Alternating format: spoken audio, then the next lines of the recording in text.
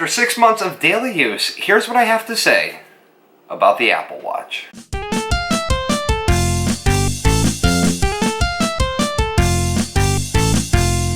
Happy Monday, everyone. Welcome to My Tech Monday. A few months back, I did my 3-month review on the Apple Watch Series 2. If you want to check that video out, the link is up here or down below in the description. Really quickly though, every single accessory that I have mentioned for the watch, I still have to this date. I still have the same little cheap magnetic band, though it has lost a lot of its black coating on there. I don't know how well you will be able to see it. It's got a couple little scratches and things like that on there. The brunt of the damage was done to this front magnetic plate, but for $10 or $14, however much these bands were, it's definitely a lot cheaper than the loop that, or the Malnese loop that Apple makes. Also, I still use my little magnetic night charging stand, this thing right here, and I also still have this Sprigid spring-on shock resist tough armor case. I believe that's the name of the company. I'll put a link for that down below. I mentioned all these things before in a previous video, but they have held up quite well. This cover, I don't know how well you're going to be able to see it, but it's not really able to connect all the way to this half of the watch. On the other side, it fits just fine. But that leads me to today, where I thought I would share with you guys 3 things that I like about the Apple Watch after 6 months and 3 things that I don't like about it. Starting it off with the things that I like. I really like the battery on this thing. I can get about 3 days out of usage on this thing on a single charge. The second thing that I really like is something that I said before, and that is the voice dictation on here. I feel like it is more responsive, more accurate when you do text or voice to text on this as opposed to voice to text on the phone. I feel like this collects more words, this predicts, this puts more words in there that are correct as opposed to using it on the phone where you get a bunch of random words and stuff that you didn't even say. Finally, my third favorite thing about the Apple Watch is probably the lightweightness of this thing. I mean, at first, when you first get it, it does seem a little heavy compared to other watches, but this here, after a good month or 2, you will get used to it. And I'm kind of at the point now where I don't really notice it on my hand that much. As far as bad things are concerned, one of them is in relation to Apple. For some reason, I can't understand why, but Apple doesn't want to make a case for your watch. So they rely on third parties and everything like that to make cases for the watch right here. Now, if I remove this case, I'm going to show you something that I have a little bit of an issue with.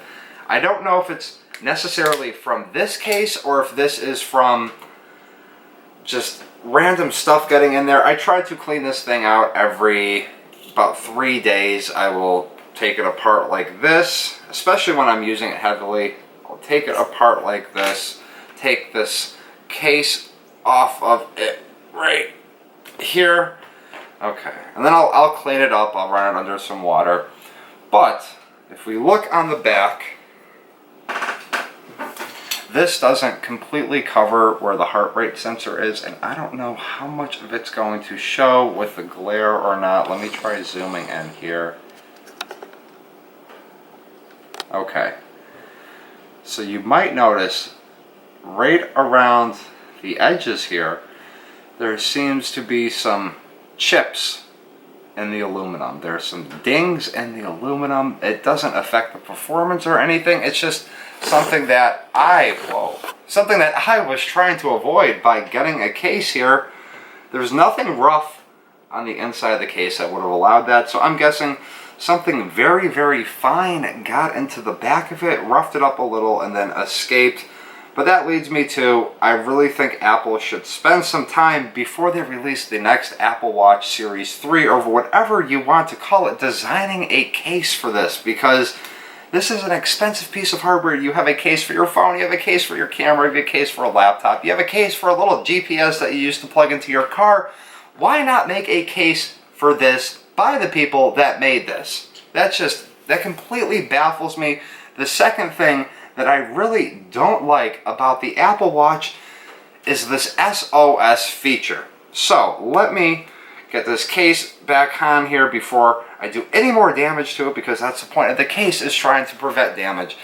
Now, when you hold down the power button, you get these two options: power off an emergency SOS. I think there should be an option on the watch, on the phone, on somewhere to remove the SOS feature, because late at night sometimes I'll accidentally slide that one over, and then all of a sudden I'm calling 911. I don't notice it. I have to quickly hang up.